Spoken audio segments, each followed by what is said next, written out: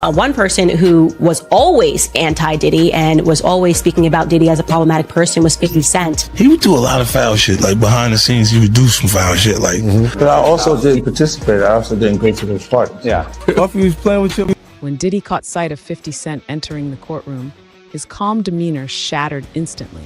His eyes widened, his jaw tensed, and his fingers visibly trembled under the table. That slick, composed image he maintained for years completely disappeared. By the third day of the trial, numerous witnesses confirmed that Diddy was utterly shaken after 50 publicly expressed his backing for Cassie. What occurred afterward left everybody present in the courtroom utterly stunned and might just change the entire direction of the case. Fifth, when you continuously call Puff gay, does that affect your relationships in Hollywood? I don't call him gay. I said. Let me read it, Fifth. Oh my God. Sorry I can no longer help you guys.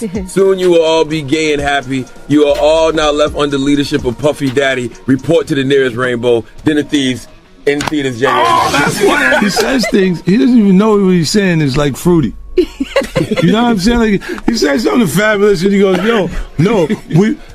me and you, we ain't party. Like, we need to party. What is he talking about? Incense is going off. When people say that to me, I get a little uncomfortable.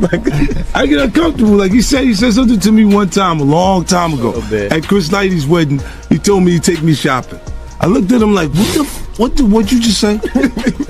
Let me move, man, before I do something. You're gonna make me mess up the wedding. Oh, that's a nice gesture. Let me get out of No, dude, take me. That's what a guy says to a girl. Sean Diddy Combs meticulously constructed his empire by tightly managing every facet of his public persona. For 3 decades, we've seen him glide seamlessly across red carpets with that calculated grin, effortlessly tackle probing interviews, and steer through controversies without losing his cool. He built a reputation as the unshakable mogul, always in command.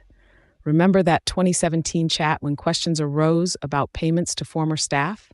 Diddy just flashed his smile, adjusted his designer jacket, and deftly redirected the topic without skipping a beat. Or when his restaurant venture collapsed dramatically in 2012, he attended the closing party as if it had always been part of the plan. That's classic Diddy, never showing vulnerability, with a team ensuring his flawless image stayed impeccable. Insiders revealed that Diddy employs a dedicated team of 12 solely focused on managing his public image, crafting everything from scripted replies to facial expressions. Nothing about public Diddy was left to chance. A former assistant shared that Diddy spent hours rehearsing in mirrors before TV appearances. He even retained a media coach full-time who devised unexpected scenarios to test his cool under intense scrutiny. Yet, behind those luxury shades, whispers persisted about significant anger issues. There were 2 sides to Diddy. A former Bad Boy Records employee confided, the smooth operator everyone saw on TV and the person who hurled phones when things didn't go his way. These stories never gained traction because no one influential confirmed them. Small fractures in his carefully maintained image started just before the trial. Photographers captured Diddy angrily snapping at a fan who simply asked for a picture outside his lawyer's office. Then, during a tense pre-trial press conference, he gripped the podium so tightly his knuckles turned white.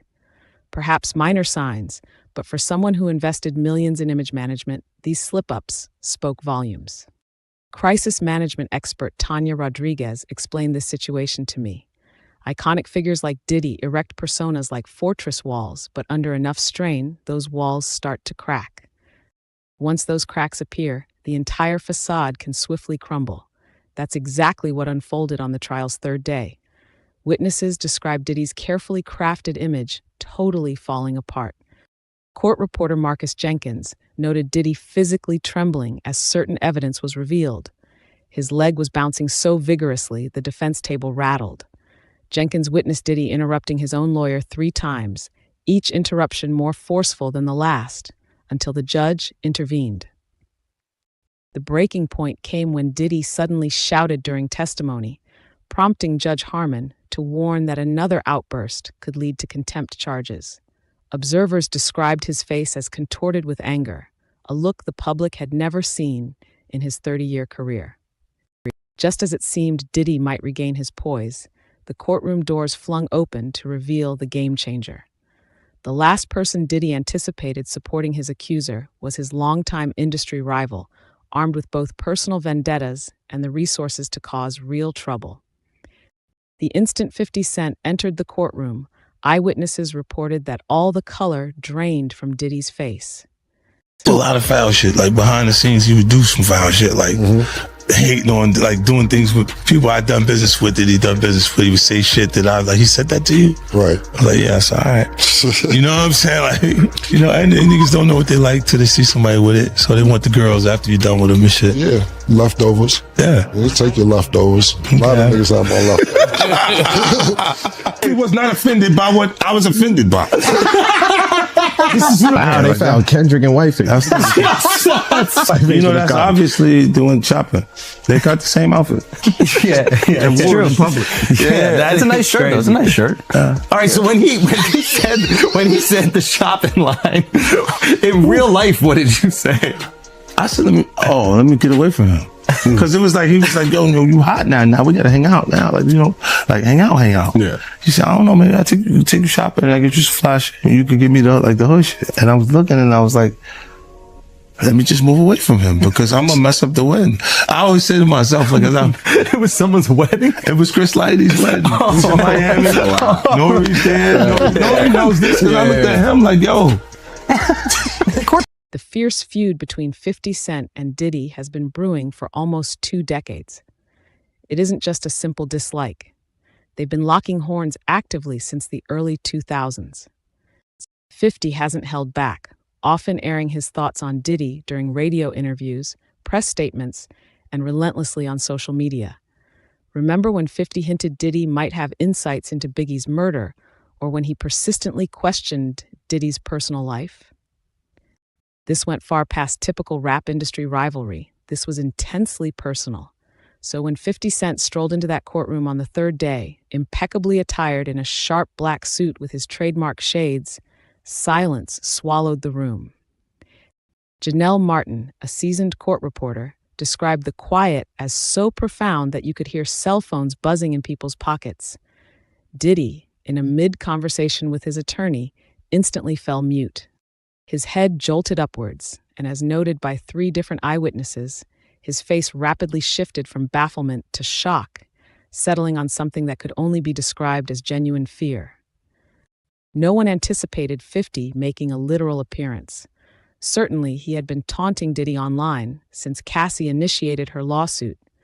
Just recently, 50 shared that infamous hotel surveillance recording allegedly showing Diddy confronting Cassie in 2016, captioned with, "Money can't hide your true self."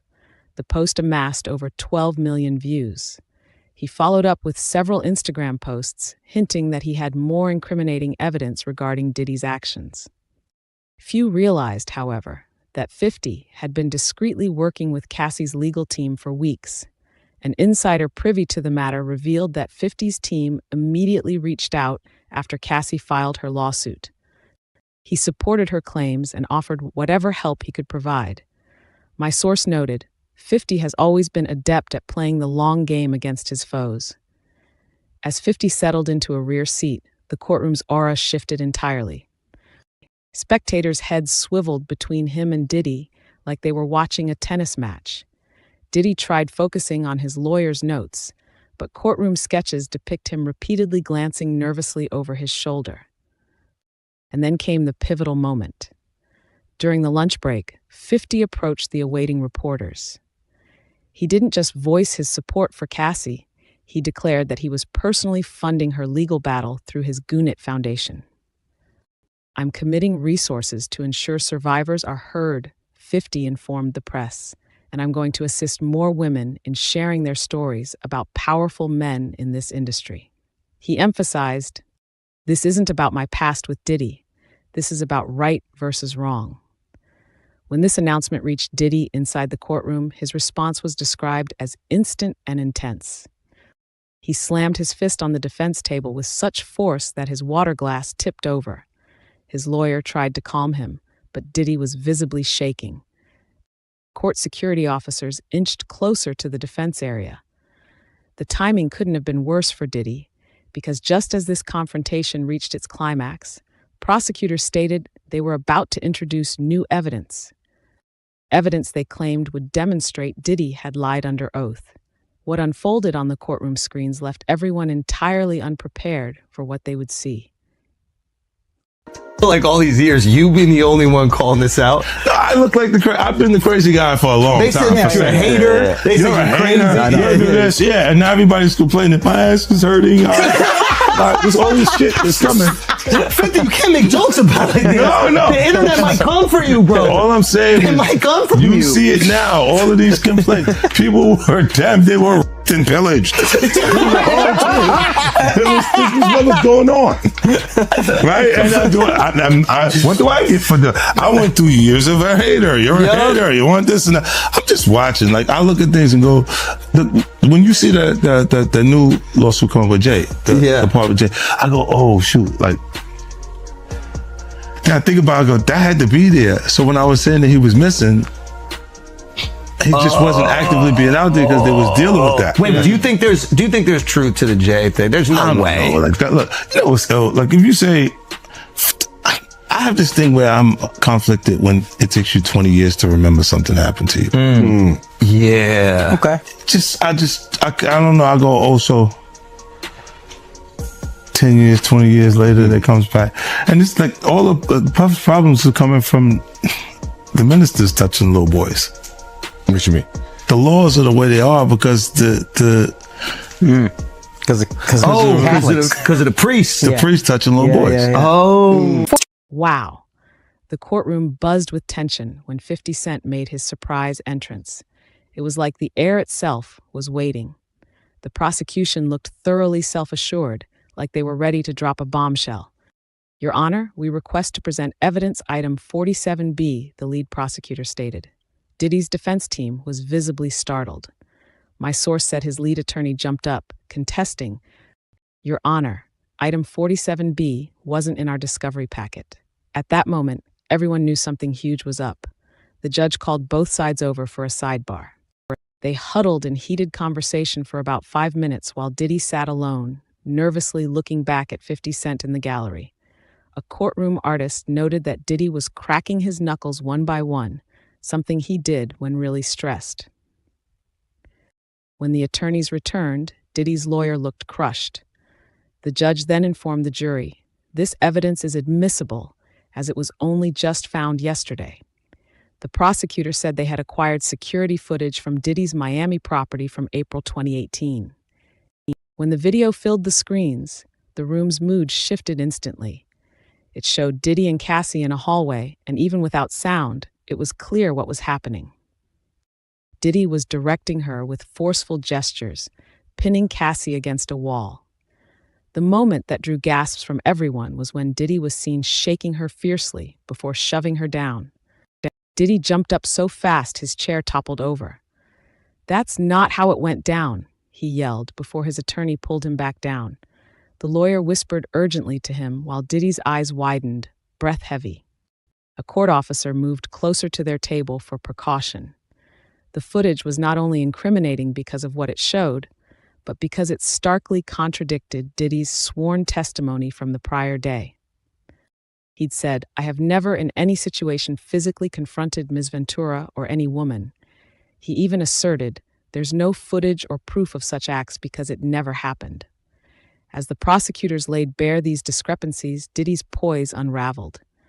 He shook his head, whispered to himself, and at one point, he even put his head on the table. His attorney pleaded for an emergency recess, but the judge refused, insisting, we will proceed. Mr. Combs needs to regain his composure. The bailiff later shared with reporters he'd never seen a defendant change so rapidly in one session. It was like watching someone transform before your eyes, he remarked. By the end of the day, the explosive evidence caused immediate ripples through Hollywood. People in celebrity circles quickly started exchanging messages, with alliances questioned and loyalties tested. The once unbreakable silence around Diddy's conduct crumbled as fast as his demeanor in court, and no one foresaw how rapidly his friends in high places would start distancing themselves. The laws are structured the way they are because of incidents like those. For this trial, Diddy's celebrity friends formed an unbreakable circle around him. They flocked to his private celebrations, teamed up with him musically, and stood staunchly by his side every time rumors swirled. It was an impenetrable barricade he had in Hollywood. Nobody dared jeopardize their own careers by going against him. But all shifted drastically after day 3. That damning video of Diddy's alleged confrontation with Cassie, along with his emotional collapse in court, obliterated the industry's silence pact. What truly broke the barrier? It was 50 Cent. By supporting Cassie publicly, 50 allowed others to finally pick a side. My industry insider confided that after 50 showed up for Cassie, others felt liberated to voice their support without having to be the initial ones. That's exactly what unfolded. Just hours following 50's appearance at court, the celebrity landscape fractured into distinct camps. The wave of unfollows started almost immediately. Usher, who produced countless hits with Diddy, quietly unfriended him on Instagram. Mary J., who was once all but fused to Diddy during the Bad Boy epoch, followed suit. Justin Bieber, who credited Diddy as an essential guide in his career beginnings, not only unfollowed him, but erased every shared photograph. These were not impulsive moves. They were calculated efforts to distance themselves.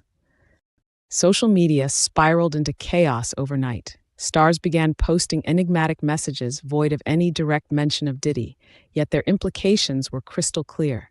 Lizzo shared a simple message stating, "Believe women," without further context. The Weeknd posted a plain black screen with the words, "Power doesn't equal truth." And even Drake, who typically stays out of entertainment squabbles, put up a post saying, "The truth always surfaces eventually," right after the courtroom footage emerged. Some took a more daring approach. Cardi B went live on Instagram declaring, "I've witnessed such behavior in the industry for too long. It's time we stop sheltering the guilty just because they've got wealth." She didn't name Diddy, but the inference was unmistakable. The most apparent sign of Diddy's crumbling stronghold? His calls now go straight to voicemail. A manager on his team revealed that numerous A-list friends who previously answered him immediately now deliberately avoid his calls. He has dialed Rihanna 6 times since the courtroom drama, each going unanswered, my contact verified. Similar whispers about Beyoncé and Jay-Z not issuing any supportive remarks despite Diddy's desperate team pleas have swept through the industry. Meanwhile, Cassie's allies swell in number daily. Female artists who collaborated with Diddy are now reaching out to her attorneys, offering to testify about their own encounters. Stars who typically refrain from commenting on legal matters are rallying behind her. Lady Gaga dispatched flowers to Cassie with a note stating simply, "I believe you." According to someone close to Cassie, this seismic transformation felt unimaginable just a week back. Diddy's absolute control over the industry meant that criticizing him could instantly terminate careers. But now, the tables have completely turned as celebrities abandon his rapidly failing influence. Yet, the real tempest was yet to rage, as stars continued to align themselves and further evidence came to light, leaving Diddy's already delicate emotional state in ruins. The ultimate eruption occurred during Cassie's testimony on the 3rd day.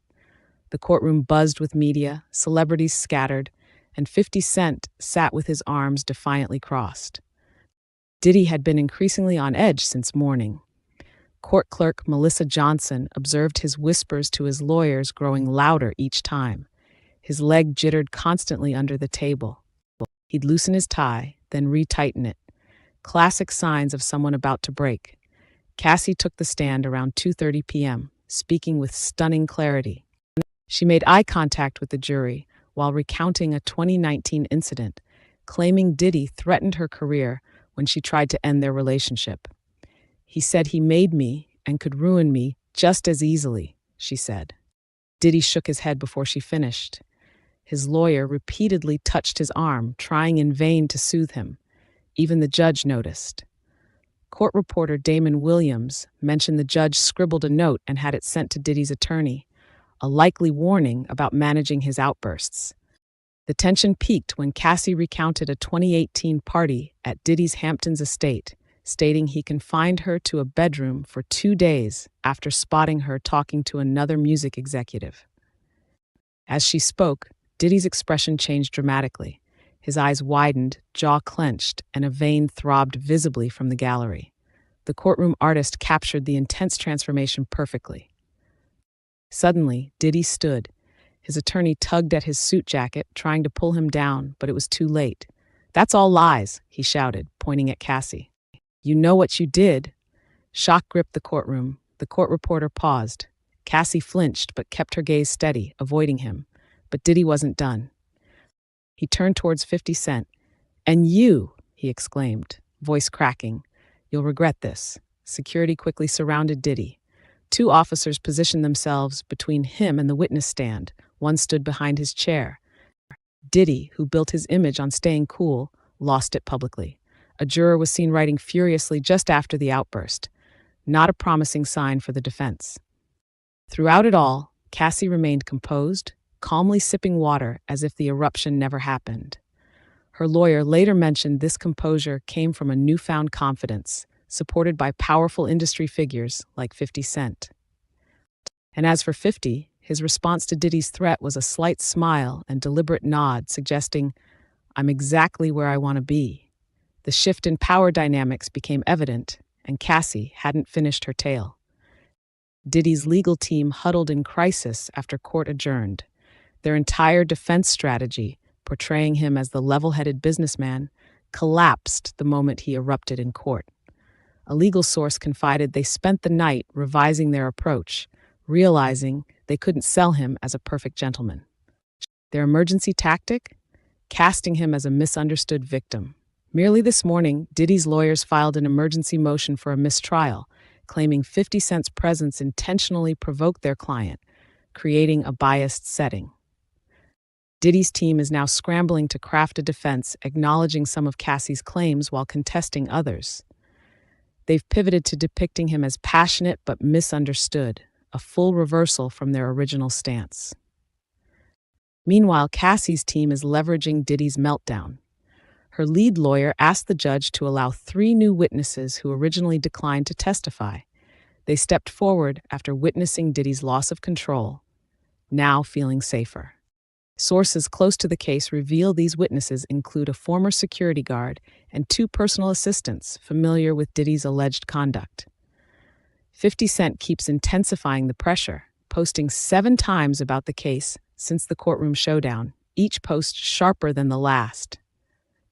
His latest features a split screen of Diddy in court and security footage with the caption, "Actions speak louder than lawyers." In just 6 hours, it garnered over 3 million likes. He's also teasing a new documentary series, Music Industry Secrets, rumored to focus on Diddy. Perhaps the most notable transformation is Cassie herself. Observers in the courtroom noted her changed demeanor upon returning to testify post-outburst. She appeared taller, speaking with newfound confidence. Her attorney confirmed this transformation. "My client feels validated, finding her voice as the trial progresses." Legal analysts argue Diddy's behavior in court damaged his case. Jury consultant Sarah Matthews explained jurors are swayed by observed behavior. They witnessed him unravel, which will linger more than any testimony. Another analyst remarked on the jury's body language shift post-outburst, noting some leaned away from Diddy. Beyond the trial, Diddy's business empire exhibits cracks. His Revolt Media shares dropped 14% after the courtroom debacle. 3 major brands have quietly frozen partnerships with his liquor ventures. His talent agency has reportedly put his contract under review.